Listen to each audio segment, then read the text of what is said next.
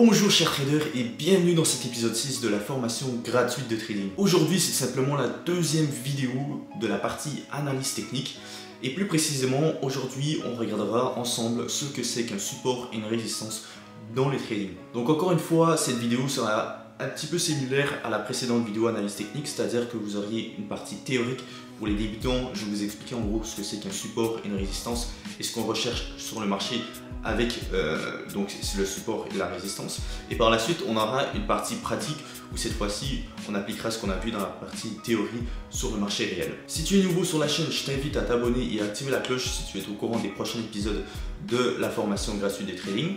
Et si tu apprécies donc ce contenu, n'hésite pas aussi à lâcher ton meilleur pouce bleu, ça me fait toujours plaisir. Je te dis maintenant à tout de suite pour le vif du sujet, c'est parti. Donc voilà, on va se retrouver sur mon écran pour la première partie de la vidéo qui sera théorique bien évidemment. Vous verrez que ça sera quand même assez moins long que la dernière partie. Donc concrètement, le support et la résistance, on va commencer donc par le support. Je vais vous expliquer ce que c'est qu'un support en tant que tel. Donc le support. Le support en tant que tel, c'est une zone que l'on va repérer sur le marché, une zone où le prix vient toucher pour rebondir à la hausse. Rebondir à la hausse. On va regarder ça super simple. Support. Donc une zone, pourquoi j'écris où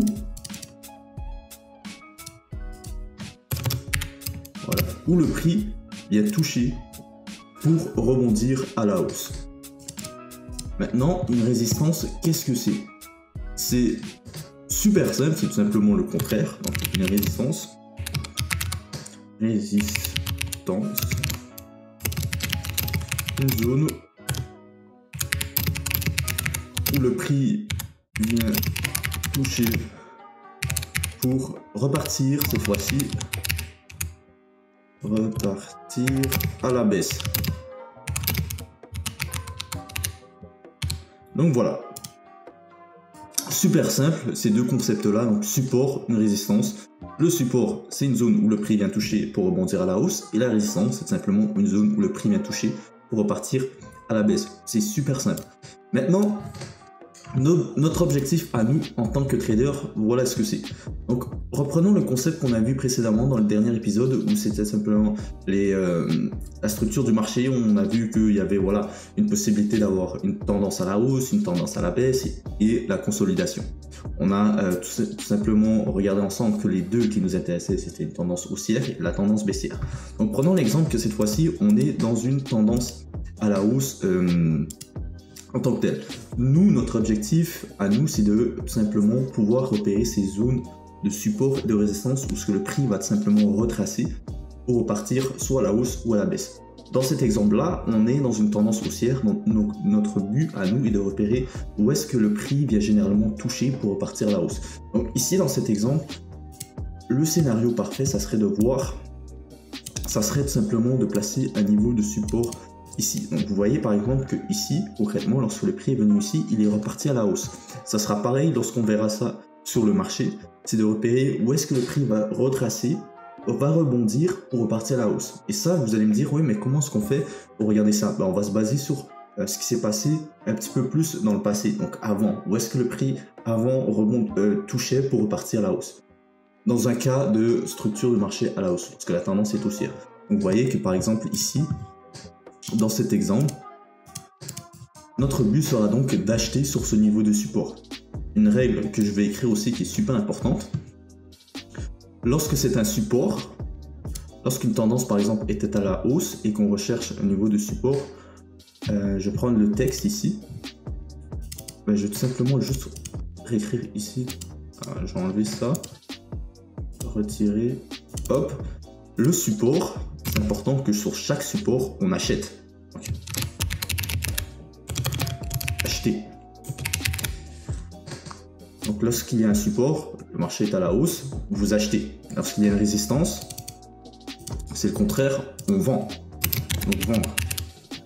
Ça c'est un concept super simple et que vous devez tout simplement comprendre. lorsqu'on est sur une zone de support, on va rechercher à acheter. Lorsqu'on est sur une zone de résistance, on va rechercher à vendre tout simplement. Maintenant, regardons un exemple lorsque la tendance est à la baisse. Donc, disons que le prix est en train de descendre. Boum. Vous voyez, là encore une fois, notre but à nous, en tant que trader, est d'attendre qu'il y ait un pullback, donc une recorrection comme ici. Et si l'on voit que le prix vient tout simplement toucher ce niveau, on voit une forme de rejection, etc. Là, à ce moment-là, sur cette résistance, on va vendre. Donc je ne vais pas rentrer vraiment dans les détails, etc. Parce que, bien évidemment, il y aura d'autres épisodes où on parlera d'analyse technique, d'entrée, de prise de position, etc. Où on assemblera tous les concepts. Là, je veux vraiment que vous compreniez ce que c'est qu'un support et une résistance et c'est quoi le but de ces deux choses-là. Donc le support, une zone où le prix vient toucher pour rebondir à la hausse. Lorsque c'est un support, on achète. Lorsque c'est une résistance, on vend. Et par exemple, ici, dans ce scénario-là, vous voyez qu'ici, boum, lorsque le prix, on voit qu'il vient toucher cette zone et qu'il retourne, ici, vous voyez que c'est une résistance. C'est là qu'on va chercher à vendre tout simplement. Donc, voilà un peu ce que c'est qu'une zone de support, de résistance, etc. Après, je veux clarifier une chose, vous allez sûrement vous demander, oui, mais sur quel time frame est-ce qu'on doit placer ces zones de support et de résistance, parce qu'on peut voir beaucoup tout simplement de possibilités de tracer donc ces zones de support et de résistance.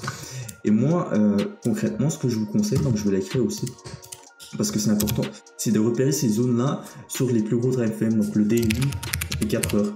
Pour moi, ce sont les deux time frames qui, en tant que tels, sont les meilleurs pour placer ces niveaux de support et de résistance, puisque ce sont les time frames où le prix est souvent le plus respecté lorsqu'on place ces zones-là de support-résistance. Bien évidemment, vous allez avoir par exemple des zones de support et de résistance sur n'importe quel time frame, que ce soit sur les minutes, 5 minutes, 15 minutes, etc. Mais ce sont des supports et résistances minimes. C'est-à-dire que, voilà, peut-être pour les scalpers, ça peut être bon, mais nous, pour les personnes qui sont des traders ou qui sont des swing traders, etc., vraiment les zones qui sont le plus respectées, où vous allez voir, vous allez pouvoir attraper des gros mouvements, c'est vraiment lorsque vous placez vos zones de support et résistance sur le daily 4 heures.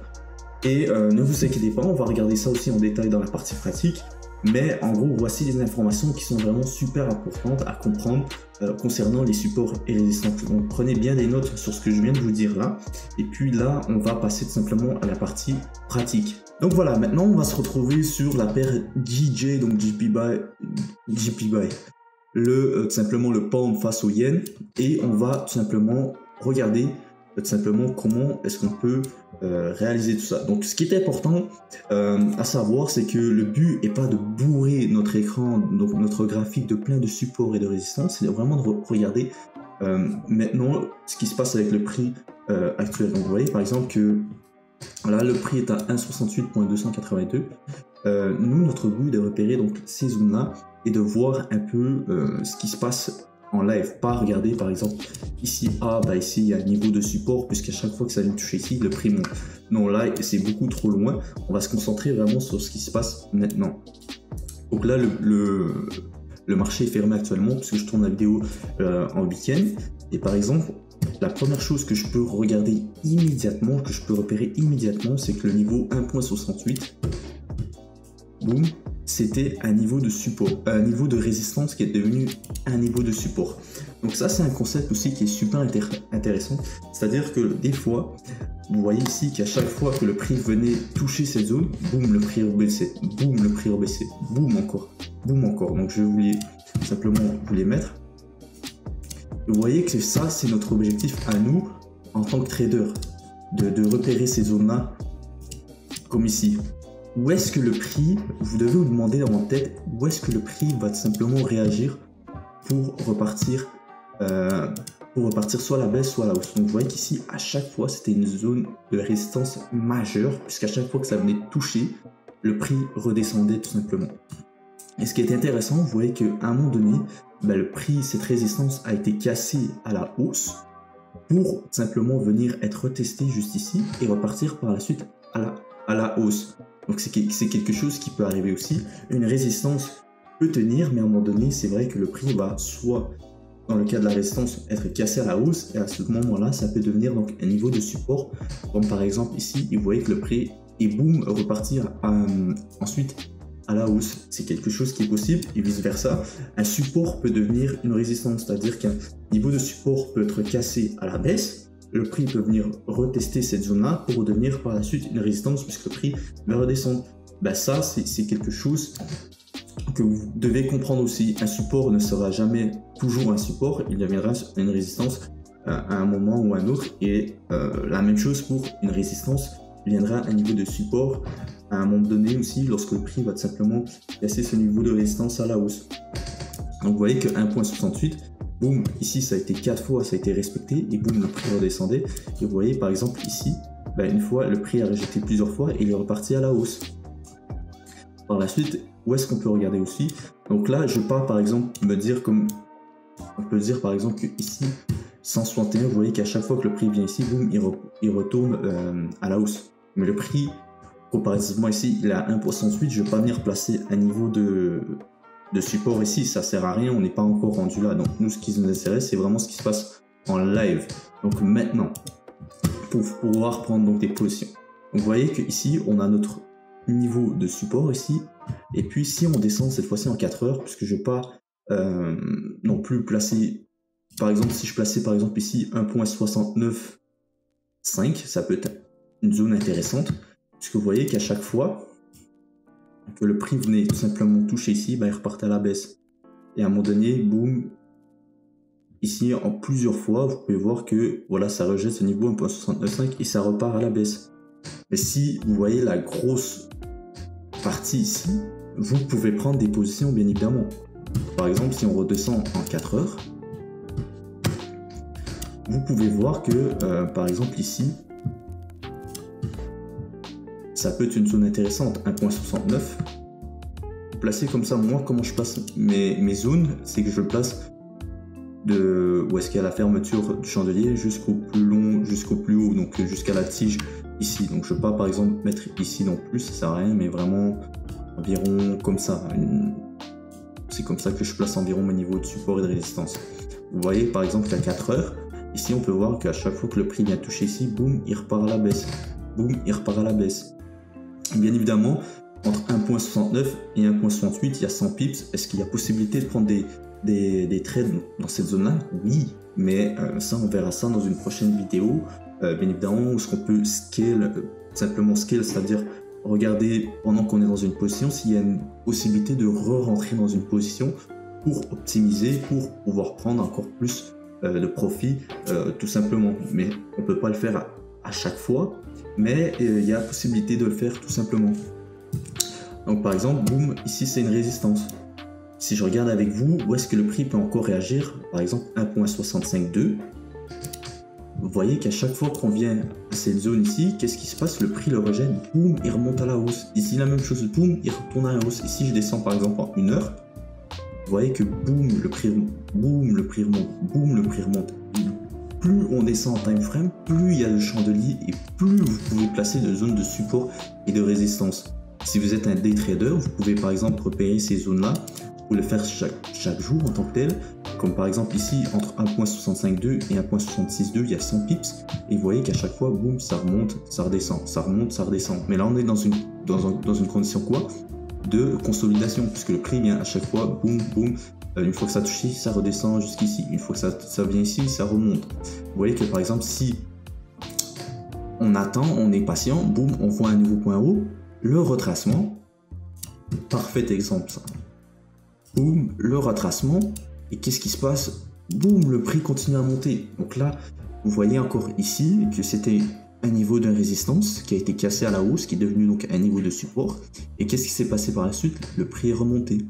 Donc voilà, donc ça, c'est notre job à nous en tant que trader de repérer ces zones et de le faire et de pouvoir prendre par la suite des positions. J'ai vraiment envie de vous parler vraiment plus de détails de comment est-ce que vous pouvez prendre une position, mais ça on verra vraiment dans les prochaines vidéos comment est-ce qu'on peut faire ça. Donc n'oublie pas de simplement t'abonner pour être au courant du prochain épisode, puisque si je regarde bien le prochain épisode, c'est simplement la prise de position, comment prendre des positions. Donc on va associer support, résistance, structure du marché pour prendre des positions. Donc ça va être super intéressant, j'ai vraiment hâte de faire cette vidéo.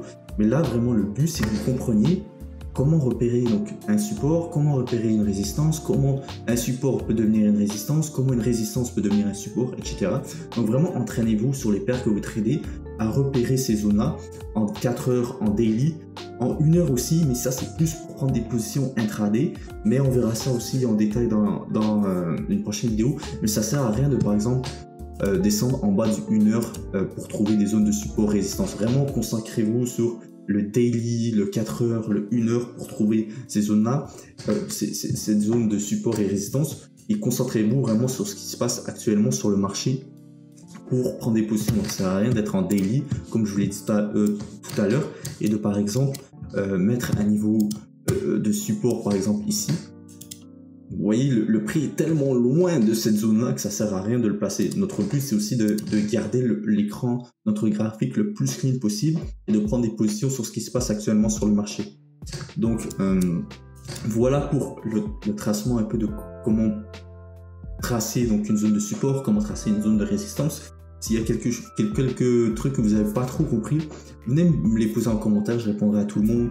Ou encore une fois, comme je le répète, il y a tout simplement aussi le groupe Telegram pour les débutants si vous voulez avoir de l'aide, pas juste moi, mais des traders qui sont un peu plus expérimentés aussi qui peuvent vous aider dans le groupe. C'est super intéressant. Et puis voilà pour cette vidéo, aujourd'hui cet épisode 6 de simplement ce que c'est qu'une zone de support, une zone de résistance. J'espère que vous avez apprécié.